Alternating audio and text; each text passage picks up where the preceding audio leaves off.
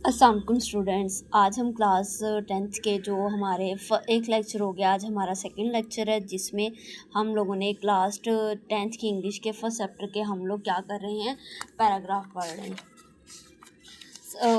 Chapter का name है हज़रत Muhammad social reforms for the rights of women orphans and slaves, यानी कि ख़वातीन, यतीमों और ग़ुलामों के हकूक़ के लिए हज़रत मोहम्मद सल्लल्लाहु अलैहि वसल्लम की सोशल यानी कि समाजी रिफ़ॉर्म इस्लाहात। चलें, आज हमने इसका थर्ड पैराग्राफ स्टार्ट करना है। यहाँ पे देखें, थर्ड पैराग्राफ में लिखा हुआ है हज़रत मोहम्मद टीचिंग फंडामेंटली। हज़रत मोहम्मद सल्लल्लाहु अलैहि वसल्लम ने तालीमात दी, फंडामेंटली बुनियादी तौर पर अल्टर तब्दील किया द स्टेटस मुकाम of women in Arabian society. हज़रत मोहम्मद ने यहाँ पे देखिए, हज़रत मोहम्मद की तालीमात ने अरब माशरे में ख़वातीन के मुकाम को बुनियादी तौर पर तब्दील कर दिया, यानी कि बदल दिया। ही एम्फसाइज्ड, जोर दिया। एम्फसाइज का क्या मीनिंग है? जोर दिया। द स्पिरिचुअल, रूहानी, मॉरल, इखलाकी इक्वालिटी, मसावात ऑफ मैन एंड वुमेन। आप सल्लल्लाहु अलैहि वसल्लम ने मर्दों और औरतों की रूहानी और इखलाकी मसावात पर जोर दिया, as stated in the Quran, जैसे कि कुरान पाक में बताया गया है। ओ मैनकाइंड, ए इंसान, श्योरली यकीन, we have created you from a single pair of male and female. बेशक इंसान, यकीनन हमने तुम्हें एक जोड़े मर्द और औरत से पैदा किया है। And made you in tribes and families, और तुम्हें tribally that you may know one another, और तुम्हें कबीलों और ख़ानदानों में तकसीम किया ताकि तुम एक दूसरे को पहचानो। And so build mutually and cooperative relationship. Mutually बाहमी, कोऑपरेटिव ताउन। रिलेशनशिप का मतलब होता है ताल्लुक़। और यहाँ पे देखिए, ताकि तुम बाहमी और ताउन के ताल्लुकात को कायम करो। And no so that you may take pride in your difference of race and social rank. Race का मतलब होता है नस्ल, सोशल रैंक दर्जा है समाजी, एंड ब्रिड एनिमीज। ब्रिड का मतलब होता है फैलाव, स्प्रेड करना, एनिमीज दुश्मनी। यहाँ पे आपके आगे से बनेगा, ना कि इसलिए ताकि तुम अपनी नस्ल के फ़र्क या समाजी दर्जे पर फ़ख्र कर सको और दुश्मनी को फैलाओ। श्योरली यकीनन द नोबलेस्ट, मोस्ट ऑनरेबल इज़्ज़त ऑफ योर इन गॉड अल्लाह side is the one best in piety, righteousness and reverence of God. Piety परहेज़गार, राइटनेस का मतलब होगा यहाँ पे आप लोग लिखा लें नेक, एवरीवन्स एहतराम।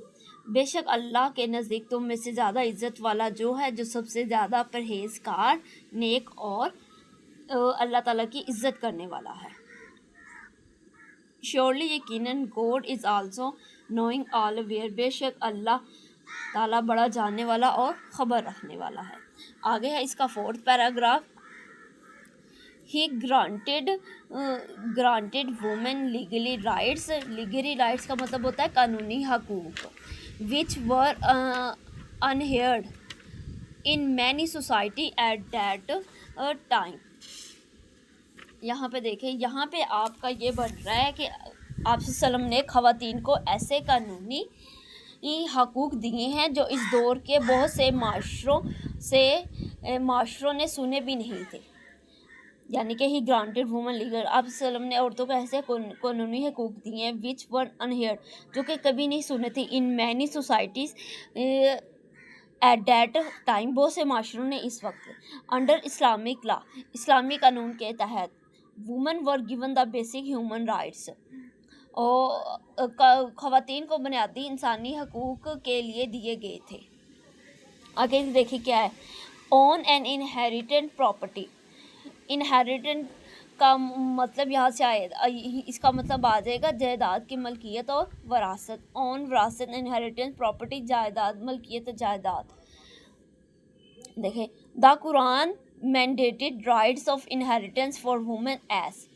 कुरान ने ख़वातीन के वरासत के हकूक़ का हुक्म दिया है, as for the male heirs, जैसा कि मर्दों के लिए है।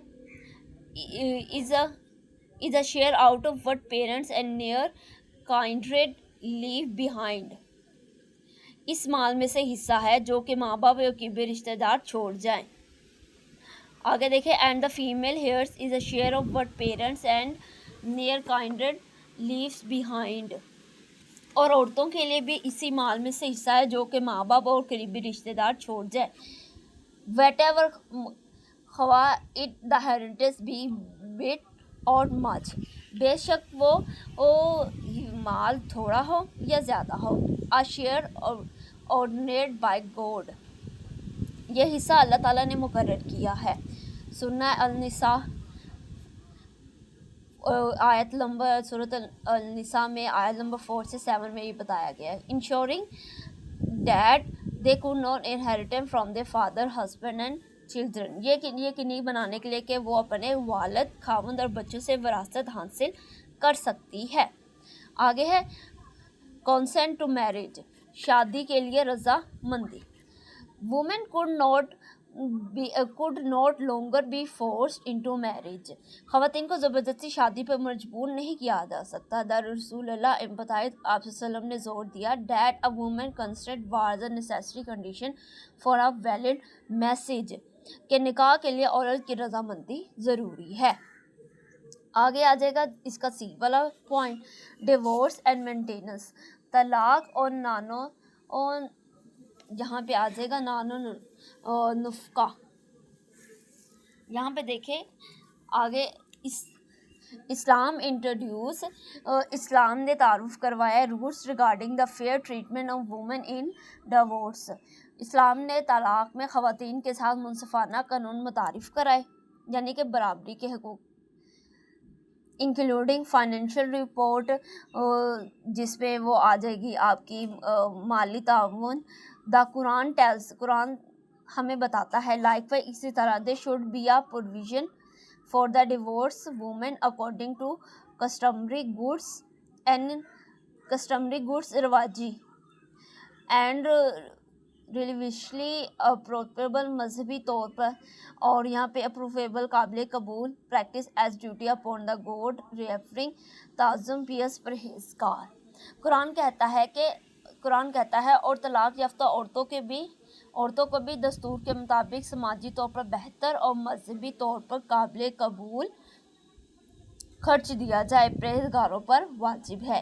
یعنی کہ یہی ہے نا کہ اسلام میں طلاق کے بعد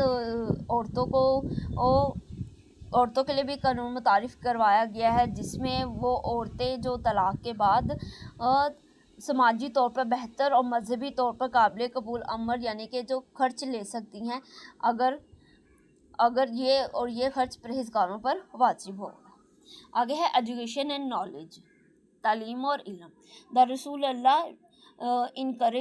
اللہ نے حوصلہ افزائی کی the pursuit of knowledge for both women and women. مردوں اور عورتوں دونوں کے علم کے حصول کے لیے. He said آپ صلی اللہ علیہ وسلم کا seeking knowledge is obligatory upon every Muslim. آپ صلی اللہ علیہ وسلم نے فرمایا علم حاصل کرنا ہر مسلمان مرد اور عورت پر فرض ہے. یہ تھے آج کے ہمارے 2 پیراگراف 3 اور 4. نیکسٹ ویڈیو کے لیے ہمارے چینل کو لائک اور سبسکرائب ضرور کیجیے.